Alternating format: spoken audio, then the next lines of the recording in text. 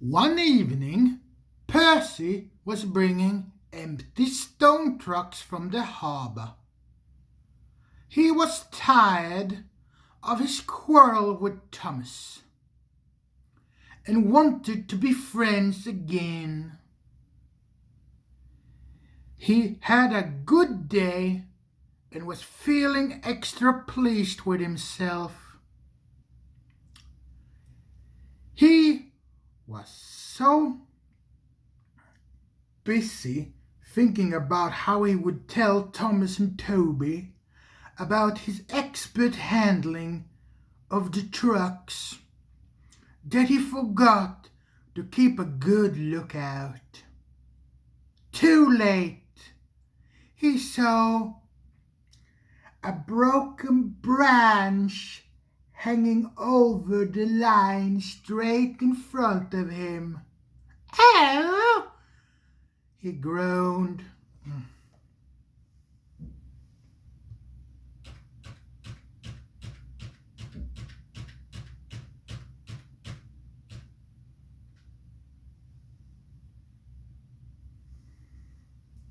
He tried to stop, but his brakes wouldn't hold him.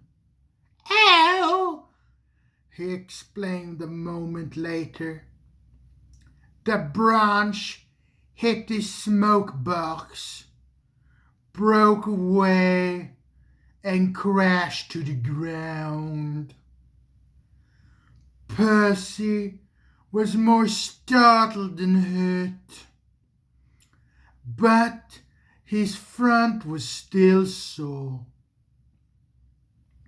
When he reached the shed, "It was all your own fault," said Thomas unsympathetically.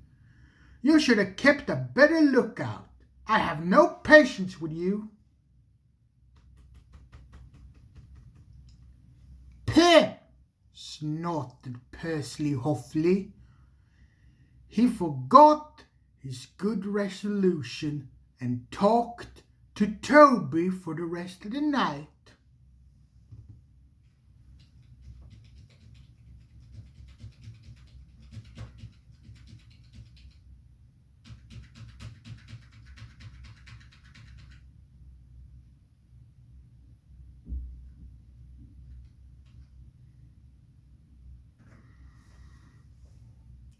Percy didn't speak with Thomas the next day either.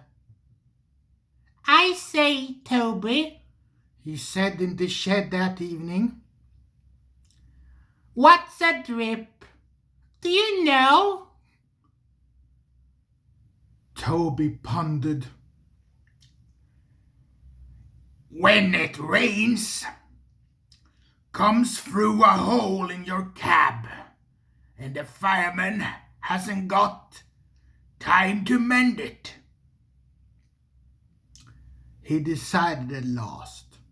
"That's silly. I heard a boy on the platform call his friend one this afternoon. I'm sure it couldn't have come through a hole in my cab," he added earnestly.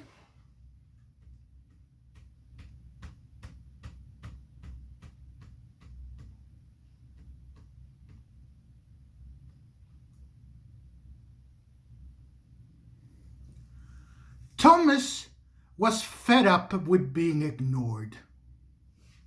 "That's different," he interrupted roughly.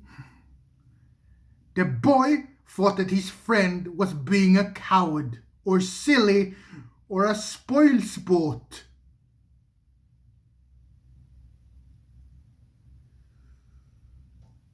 Percy thought about this. "So if," he suggested reflectively, "if you stopped me from doing something nice, would you be a drip, Thomas?" "You're a drip," answered Thomas crossly. "Now get to sleep like a sensible engine and stop talking nonsense."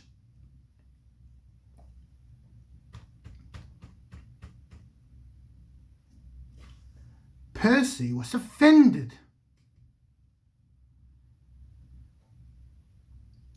Instead of going to sleep, he became even more determined to pay Thomas out. The next day, Henry's train was late at the junction when Thomas set out.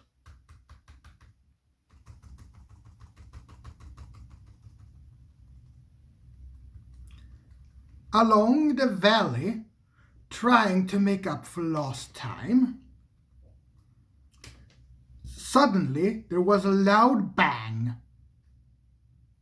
and something hard hit the bottom of the left-hand water tank. "Ouch!" exclaimed Thomas, and stopped.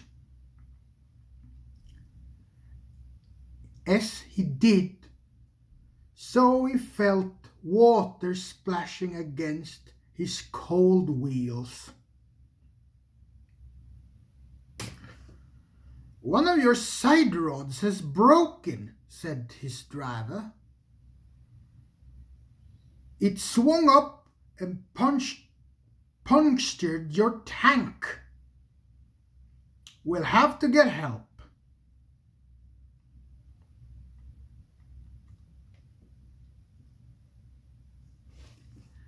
At Farquhar, Percy was shunting. The station master came up. "Leave those trucks, please, Percy. Thomas has got a hole in his water tank. There's water dripping everywhere, and he can't get home on his own."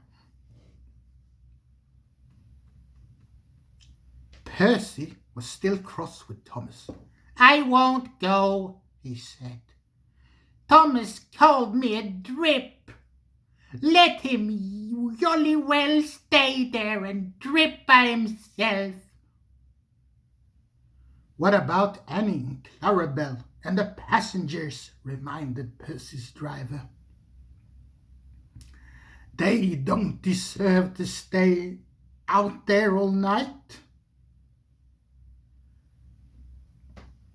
Percy was sorry at once.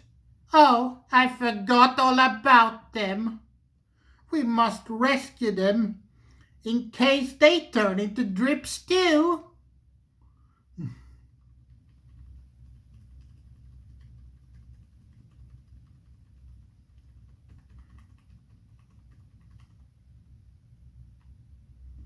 He hurried away.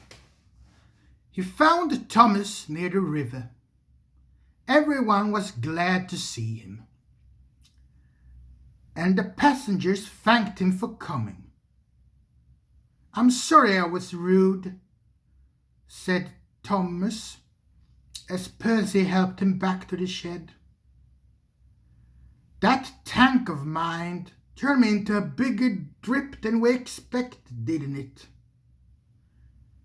Can we be friends again, please?" "Of course," said Percy, delighted.